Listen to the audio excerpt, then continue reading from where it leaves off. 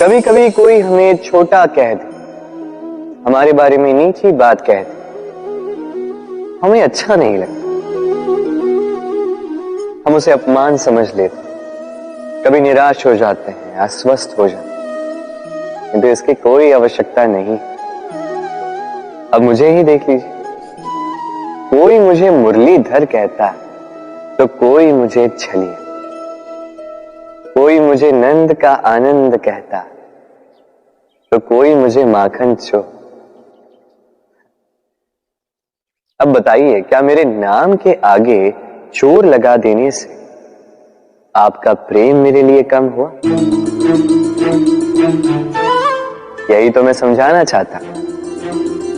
किसी के कुछ कह देने से उस प्रेम को कोई हानि नहीं, क्योंकि आपका प्रेम मेरे प्रति मेरे स्वभाव के कारण, मेरे कर्मों के कारण, मेरे व्यक्तित्व के कारण।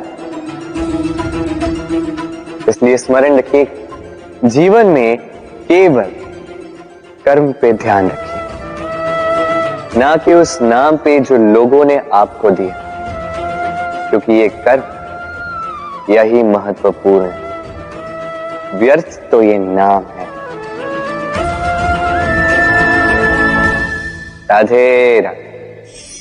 यदि हमारे जीवन में ये कला ही ना हो तो हमारा जीवन निरस हो जाएगा। अब यदि मैं आपसे पूछूं कि सबसे बड़ी कला कौन सी है, तो कोई कहेगा चित्रकला, क्योंकि वो उसके मन को आनंद देता है।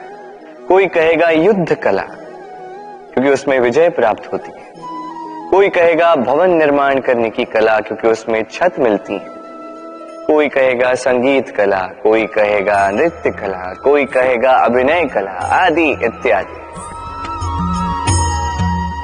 किंतु इस बात पर विवाद करना अनुचित है, हो ही नहीं सकता, क्योंकि प्रत्येक व्यक्ति की अपनी भिन्न भिन्न सोच, अपना भिन्न भिन्न दृष्टिकोण। बस एक बात है, एक विशेष बात जो हर कला में पाई जाती है, मन को प्रभावित करने का गुण।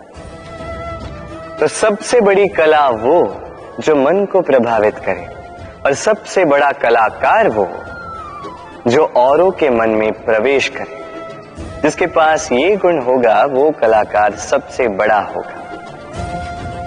तो यदि ये संसार रंगमंच है तो हम इस रंगमंच के कलाकार, और यहां पर भी सबसे बड़ा कलाकार वही होगा जो औरों के मन में प्रवेश करेगा, वहां घर बसाएगा। और इस मन तक पहुंचने की सीढ़ी है ये 2.5 अक्षर शब्द प्रेम। तो प्रेम करते जाइए, जग जीतते जाइए। राधे राधे।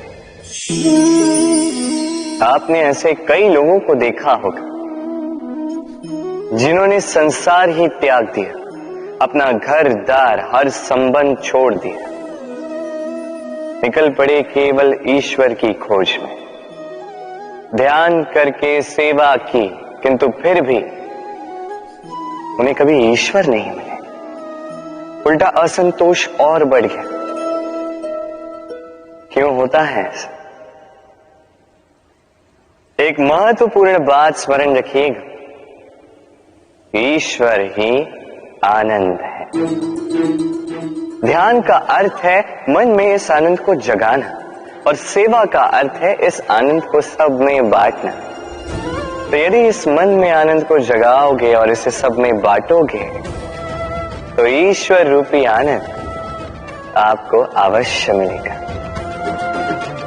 राधे राधे। ये संसार, इस संसार के अंत का, इसके विनाश का प्रारंभ कैसे होता है? किसी योग से, किसी भयानक असुर के आगमन से, या प्रकृति के रूठ जाने से? नहीं, इस संसार के विनाश का प्रारंभ होता है मैं से। ये मैं हूं, ये तुम हो, ये मैंने किया है, ये तुमने किया है, ये मेरा है, ये तुम्हारा है आदि इत्यादि। ये भाव जब मन में घर कर लेता है, सर्वप्रथम घर बंटता है, फिर बस्ती, फिर प्राण और फिर देह, और अंत में समस्त संसार बढ़ जाता है। और ये बंटवारा कहीं ना कहीं मन मोटाव कर ही देता है। अब ऐसे में क्या किया जाए, कैसे बचा जाए इस नाश से, कैसे दूर हुआ जाए इस विनाश से? उत्तर एक ही है, करुणा। एक दूसरे की आवश्यकताओं को समझे, एक दूसरे की समस्याओं को समझे, एक दूसरे के दुख में साथी बने, एक दूसरे के सुख में भागी बने, और अंत में जब ये मैं हम में परिवर्तित होगा, तब ये विनाश स्वयं ही दूर होता जाएगा। तो इस हम में विश्वास रखें और मेरे साथ प्रेम से कहें, राधे राधे। ये मुद्रा, अब सोचिए ये हमारा जीवन है। अब इसमें सुख और दुख, इस मुद्रा के, इस जीवन के दो पहलू। किंतु हम जब भी ईश्वर से प्रार्थना करते हैं सदैव सुख ही मांगते हैं, और ये सुख आता भी, और सुख आते ही व्यक्ति सर्वप्रथम उनको भूल जाता है